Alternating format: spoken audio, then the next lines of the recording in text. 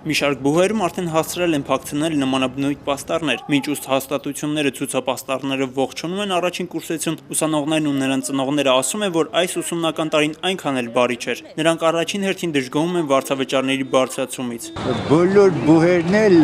բոլ հնարավորություններ ունեն ուսանողներին բավարարելու համար։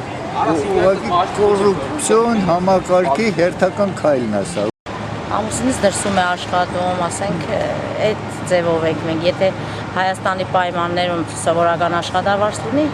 հնարավոր չի։ Տիկին Պապայանի դուստրը եւ որդին այս տարի մուտք կգործեն ուսումնական հաստատություն։ Վարձավճարների բարձրացման մասին իմացել են բուհ դիմելուց հետո միայն։ Ծանոթ երեխեք ասեցին, որ իրենց չի վերաբերում դա, որ բարձրացել, բայց մենք արդեն բարձրացված գներով ենք վճարելու։ Բուհերի վարձավճարների դեմ պայքարող ակտիվիստներն այսօր կրկին փողոց էին դուրս եկել, իրազեկելու վաղվա ակցիայի մասին, որը նախատեսված է կառավարության շենքի դիմաց։ Բողոքում ենք բուհերում վարձավճարների ապօրինի թանկացման դեմ։ Ուսանողները չեն հավատում կրթության և գիտության նախարար Արմեն Աշոտյանի այն պնդումներին, թե ուսվճարները բարձրացվել են կրթությունը որակյալ դարձնելու համար։ Եվ որ իրենք ինչ-որ գին են սահմանում, իրենք պիտի արդեն ինչ-որ բան արած լինեն։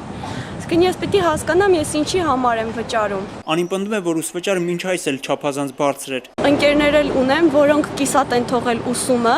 բավարարը չկարողանալ վճարելու պատճառով։ Ուսանողների այսօրվա ակցիայով հետաքրքրված քաղաքացիները խոսեցին իրենց խնդիրներից։ Այս իրավաբանական սովորեց,